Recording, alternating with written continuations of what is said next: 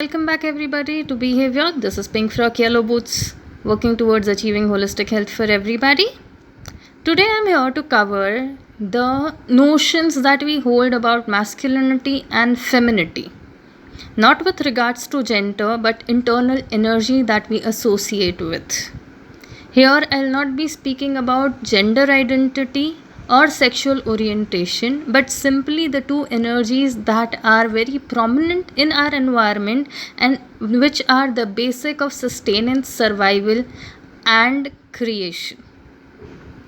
When I speak of masculinity and femininity, the reason I'm covering this topic is the ongoing battle between males and female and the competing nature to prove each other better than the other, trying to be more masculine. Masculine energy is basically how you protect, you provide the physical energy that you see around. Femininity is nurturance, growth, sustenance. In basic, these two are complementing energies.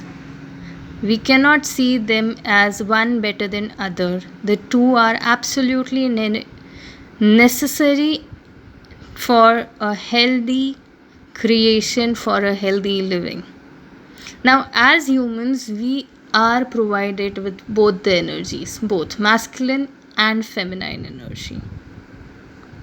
When we see ourselves associating with one energy, that becomes prominent in our behavior and nature. This is regardless of gender.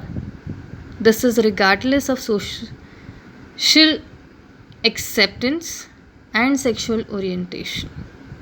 This is a simple natural phenomena that people have to understand for a healthy living.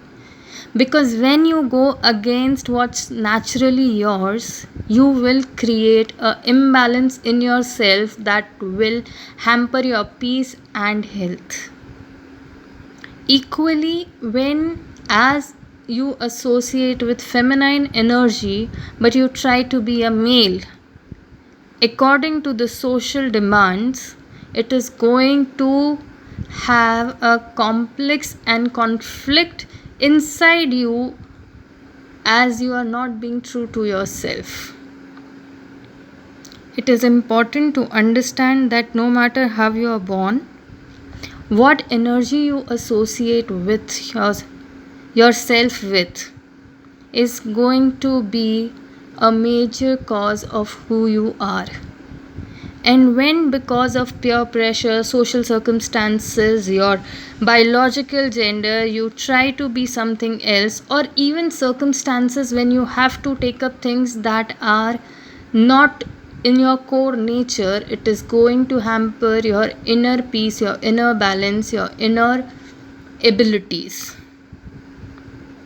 Here, it is important that we create an internal balance between our masculine and feminine energy, which I don't mean to be 50-50, but I simply mean being honest and truthful to yourself. If you are emotional, it is fine. If you are strong, it is fine. If you are analytic, it is fine. Logical, it is fine. If you have a nurturing core, it is fine. If you are empathetic, that is fine. Figure out who you are. There is nothing to be proven to the outside world for who you are based on what they expect you to be. It is important to realize that competing based on gender, specifically biological gender, and proving one is better than another is taking you nowhere. It is together that you survive. It is together that you achieve more.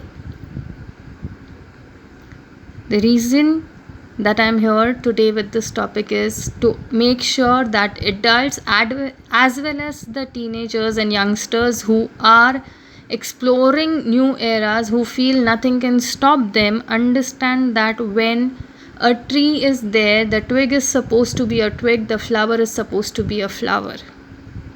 That is how nature makes them, and they both are equally important. None of them is dispensable, none of them has to take place of another. Competing to prove who is stronger is waste of your time and energy. Capabilities here are very different. We are all capable of taking both the roles. We have inside us both masculinity and femininity. But it is right now important to know ourselves better and understand what energy is dominant in your personality, in yourself. When you realize that, you will know what you can provide better to this era and how you can complement the other outside energies that you will be encountering. It is always said, dividing leads to better ruling. Remember the saying, divide and rule? The biggest scam, I would say, is dividing people based on their gender, specifically in terms of masculinity and femininity. Women or men, based on their gender or based on how their internal energy works. Both are important and complementing rather than competing. We need each other. We need both the energies to sustain, survive, and grow.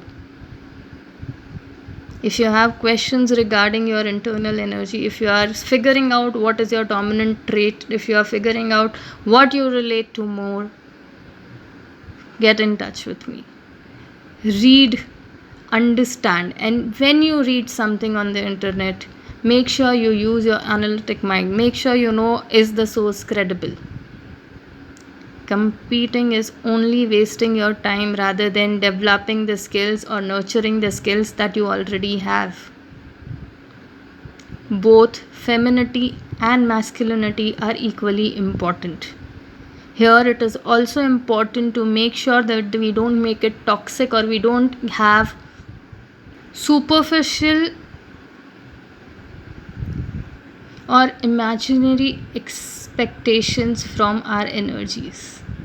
It is important to understand what is natural and what is being fed, what is something that you are conditioned into. When you realize this thing, you will see your life getting better. Trust yourself, trust in your abilities, and stop competing with people who are not you. You are unique in your own way.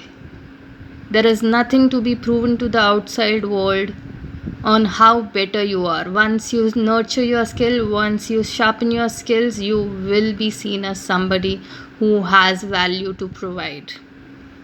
Your health internally, physically, mentally, emotionally is absolutely important. See to it that what you are doing does not hamper it. Stop competing between males, females, masculinity, femininity. They are equally important and both are codependent, co-creating, and cooperating. They are here to be complementing each other rather than competing with each other.